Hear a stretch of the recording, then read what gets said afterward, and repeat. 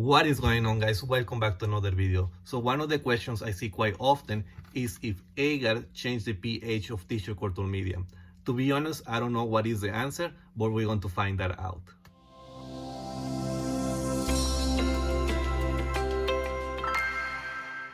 Alright, so the question is if Agar does change the pH of tissue culture media. However, I want to make a full experiment, and I also have with me Gellan gum, and I even have Gelzan from the competition. Now, this is not a comparison between companies, which one is best or anything like that. All of these three products are professional grade tissue culture gelling agents. They all do their work perfectly. Now, the question is, or the experiment will be, to see if any of these products does change the pH of your tissue culture media and what we need to do to fix it.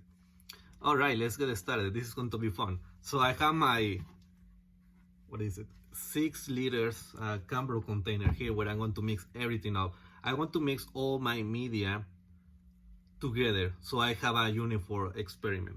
So let's start by, I want to make 4 liters of media. I want to make a liquid media, media with Agar, media with Gelzan, and media with Gellan gum.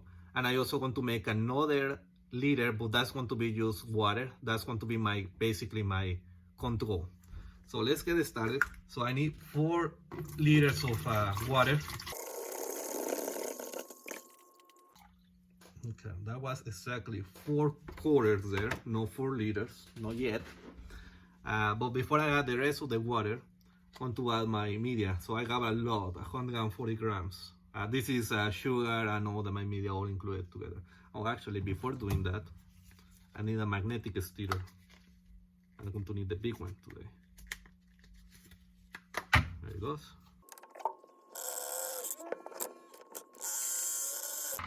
There we go. All right, let's add the media on it. Perfect. So that has everything I need, all the vitamins, all the sugar, and everything on it. This is loud. Okay, so to check the pH of the media, I'm going to be using a new pH meter.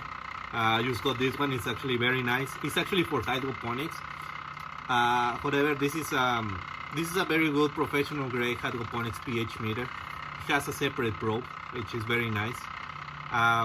It is way cheaper than getting a lab grade for tissue culture pH meter. Those you can probably expect to pay over $1,000. This is probably around, this is close to $300, less than $300. And it's a pretty good pH meter. So now this is going to be my sterile water. This is my negative control. So let's check the pH of this one first, as this is just the still water. And I should have checked it when I was in here before I added my media, but I completely forgot. So let's just do it here. I mean, it's the same water. It comes from the same RO filter, and it pretty much came at the same time as well. So let's test this out. So let's take this out.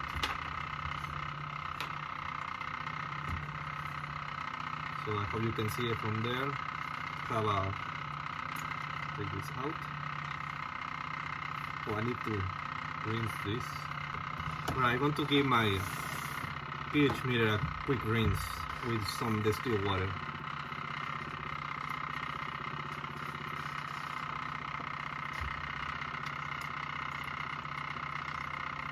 Just rinse the probe. Okay.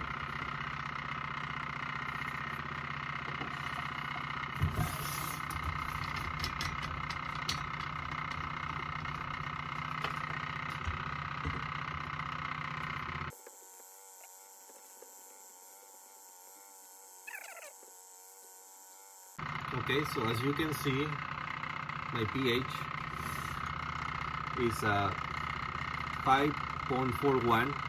This is just my control. This is just the still water. Alright, so now let's check the pH of the media, which it should be quite lower. I'm not rinsing this as it's just the still water, kind of the same water I'm using. So let's place this here.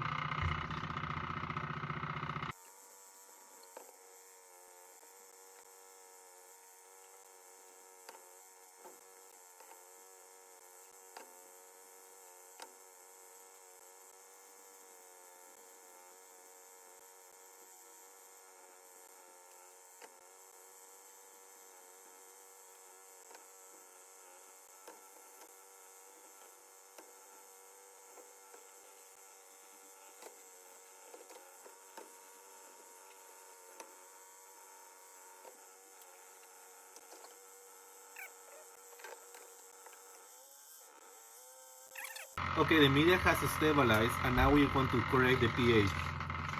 So we're using sodium hydroxide.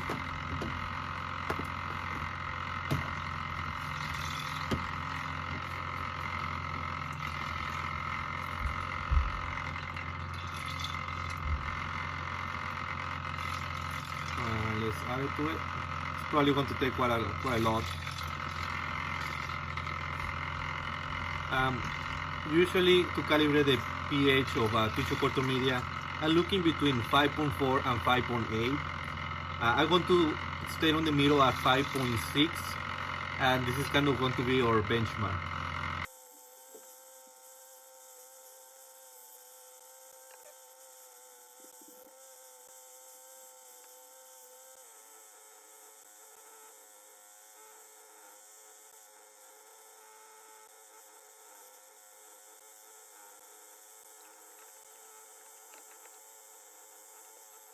Okay, there we go. We are at 5.61. 5.61. Alright. So I'm going to be using these glass bottles to pour my media. Well, not to pour my media, to sterilize my media. So I already write. So this is going to be liquid media. Have a Gelzan, Gellan gum, and Agar. Well, I also have a water, and I wrote the pH of the initial pH, which for this one for the water was 5.4. So let's put this back in here. Okay, now I want to start adding all the media to my flask.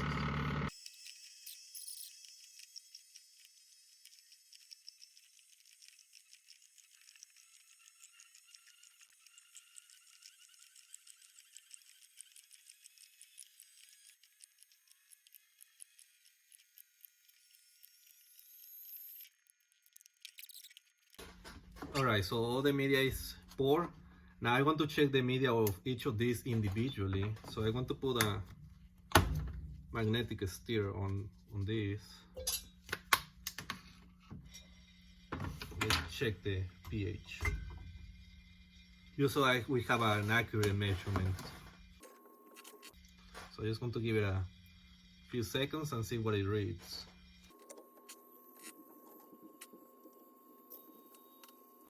Alright, so the liquid media reads 5.66. There is 5.66. This is the liquid media. So I want to write that down. So this is the liquid media before going into the autoclave, and this is kind of this is another control. So one of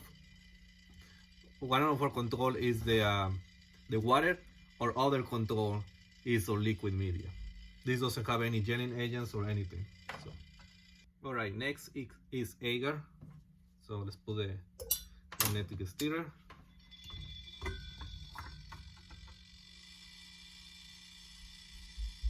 Again, let's wait for a few seconds and see what's the initial pH.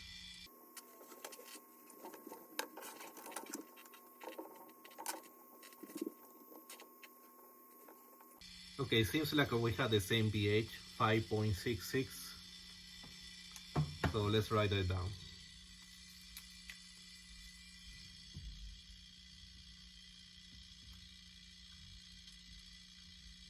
Okay, so that's Agar. All right, so while we're here, Let's do this.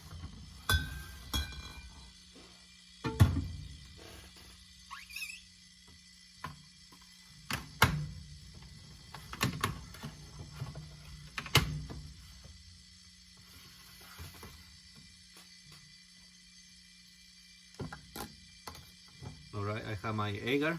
Here is on a smaller bottle.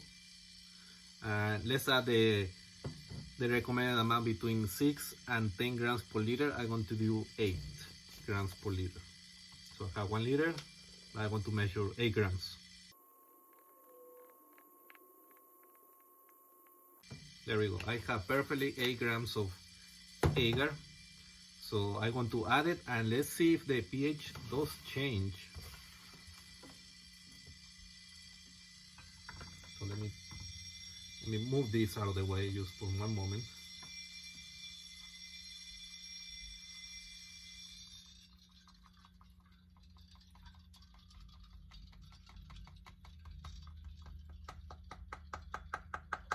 And there we go. That's the agar. I want to give you 1 second before I put the probe back. I want to get everything on dilution first. It's not going to be fully dissolved, it's just everything is going to be suspended in solution. Okay, so let's put the probe back. Now let's check the, remove this. Let's check the pH now. Let's see if anything changes.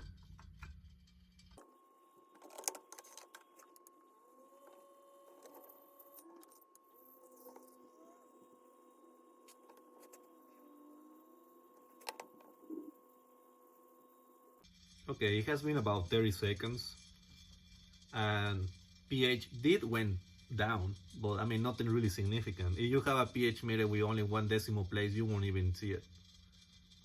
So if we have 5.63, so we went from 5.66 to 5.63. It's nothing really significant. Let's write that down. So we have 5.63. Okay. So this one is done. It's ready for the. It's ready to go to the autoclave. Let's move on to the next one. Okay, so next is Gellan gum.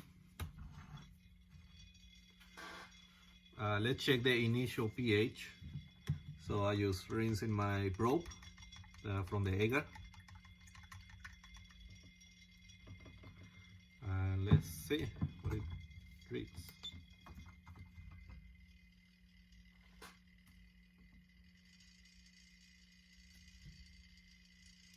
In the meantime, I'm going to measure my agar, sorry, my Gellan gum. So here is Gellan gum. I want to add 2 grams per liter. There we go. I perfectly have 2 grams of Gellan gum.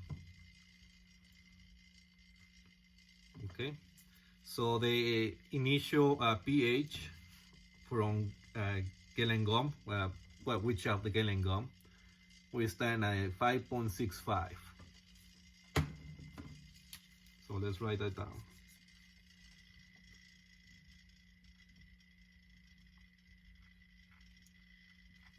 Okay. Now let me move the probe out of the way. And let's add the Gelzan. I'm sorry, the Gellan gum.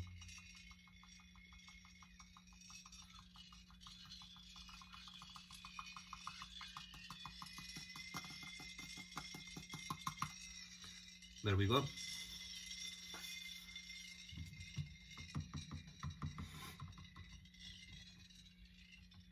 Let's put the probe back.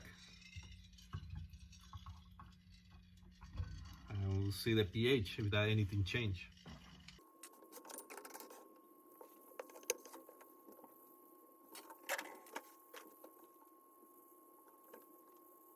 Okay, it has been about 30 seconds. The pH didn't change at all. 5.65. 5.65, the same amount.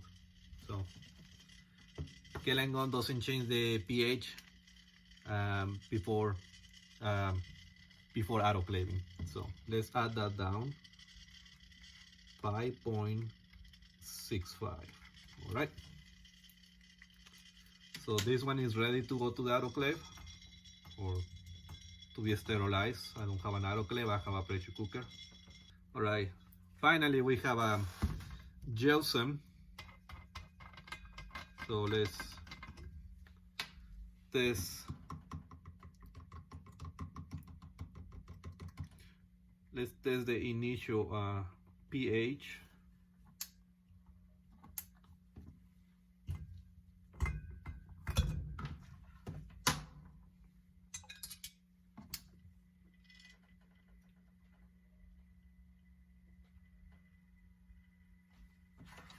All right. While I'm doing that, I want to add 2 grams of Gelzan. And if we compare Gelzan to Gellan, they are pretty much identical. The only difference is the color. You can see this is Gellan, this is Gelzan. This one is a little whitish, this is a little brownish. At the end result you will see is pretty much identical, it's the same. However, if you use code FP10 on your first purchase, you can get 10% discount on Gellan from Plant Cell Technology. All right, so let's do 2 grams. There we go, I have perfectly 2 grams of Gelzan. And I'm pretty good on adding this by hand. Actually, I don't even need to use a spoon. I have a lot of experience doing this. So, all right. So, initial pH 5.64. So let's write that down. Gelzan 5.64. That's my initial pH. Now let's add the Gelzan. Take this out of the way.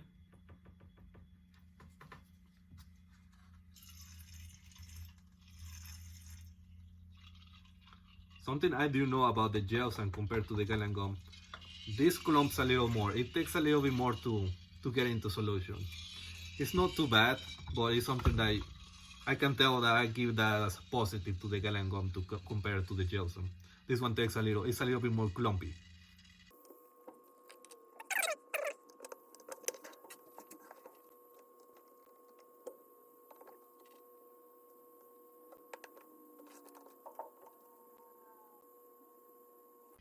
Okay, it has been about 30 seconds, and so far this is the one that has changed the most.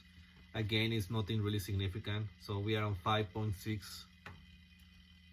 5.6. Again, if you only have a pH meter with only 1 decimal place, you don't even want to notice. Oh, power off. All right, we are currently at 5.61. Yeah, there it goes, 5.60. So yeah, if you have a pH meter with only 1 decimal place, you won't even want to notice anything. You're using Agar, Gelzan, Gellan. There is no change whatsoever. It is a very, very minor change. So let's write that down. We have a 5.60. And again, this is not a comparison between companies and products, who has the better products or anything. This is just a comparison to see if any of these gelling agent does change the pH. So far we haven't found anything, but let's turn this off. Let's get this out of here, the probe. Let's rinse this out. Do this in a moment. Take this out of here. Close the lid. Don't close it fully because it's going to the pressure cooker. You don't want it to explode. So what I'm going to do is I want to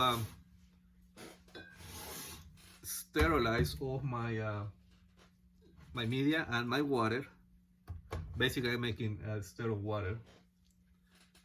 I want to sterilize it on the pressure cooker for 20 minutes and see what it does. Look at this, it's already settled on the bottom. This is why whenever I make media, I make sure I have the magnetic stirrer so it can keep it in solution. Otherwise, if I just pour it like this, the one on the top are not going to get anything, and everything, because everything is settled on the bottom. Anyways, I'm going to put this on the pressure cooker 20 minutes, and then I'll be right back, and then let's see if the sterilization does change the pH. All right, so I'll be right back. Hey everyone, thanks for watching the video. If you're enjoying these tissue culture videos, be sure to follow us on social media for more informative content. And if you're interested in conducting your own tissue culture experiments, make sure to check us out at plantcelltechnology.com for all the products you need to get started. Use the code FP10 for 10% off your first purchase.